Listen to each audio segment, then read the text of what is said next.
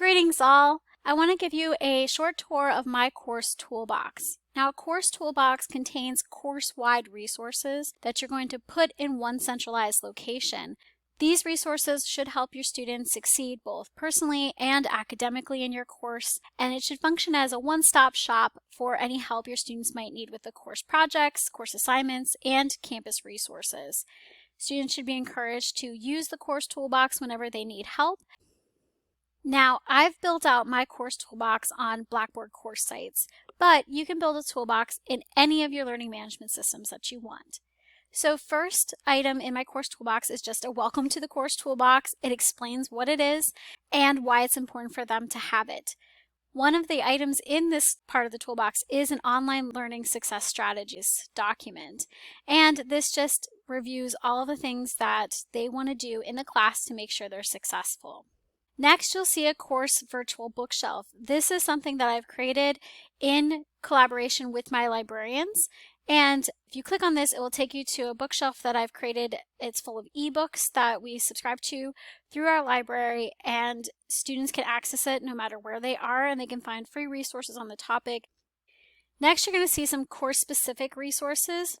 In this particular course, I have a final project.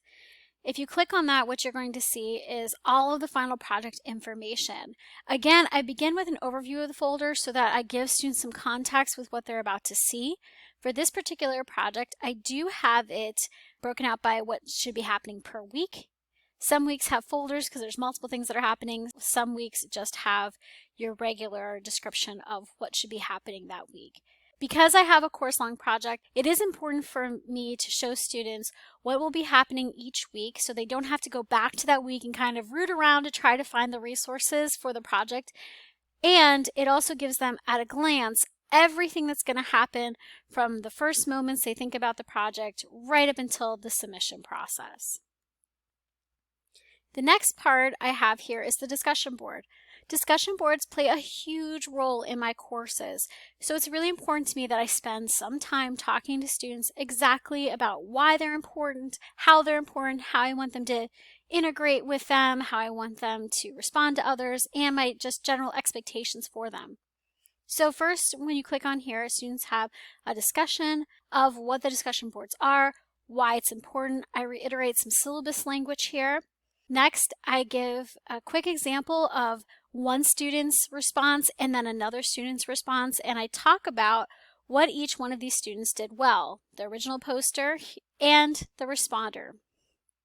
Now, the other thing I encourage on my discussion boards is the use of additional media such as video, images, links, etc.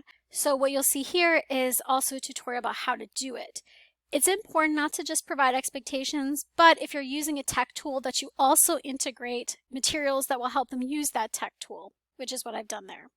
Next, I have position papers. These are all of the things related to position papers. Again, these are things that happen multiple times through the course, and I don't want students to have to remember which week they had their first position paper, which week I uploaded the tutorial on how to do that. Also, I want to be able to let students work ahead of the week that they are due because they require more than 1 week to complete them effectively.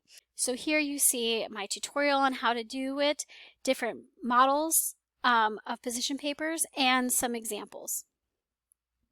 Next, I have something about taking tests. Again, in this particular class, I do give tests, so I want to give resources that will help students with those tests. So I start with how to take exams, what that looks like, how to take tests online because it is slightly different.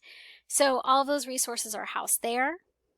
Finally, I have campus resources. In this folder, I provide links to important resources including LibGuides, Library, Learning Center, Counseling, IT Help, Title IX, and ADA Compliance.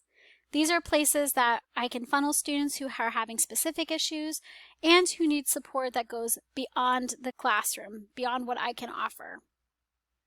And that's my course toolbox. Now, it's important to remember that course toolboxes should be a living part of your course. You should swap in new resources as you create them, swap out old resources, they become outdated. The course toolbox is also a great opportunity for you to incorporate student feedback. If you find that students are struggling with one part of your course, you may create a tutorial and put that into your toolbox. If you have an FAQ or a visual syllabus, you may also want to put those elements into your toolbox. Again, just to help students if they're trying to navigate around to find things. Thanks for coming on a tour of my course toolbox. I'm excited to see what you all create and what you put in your toolboxes.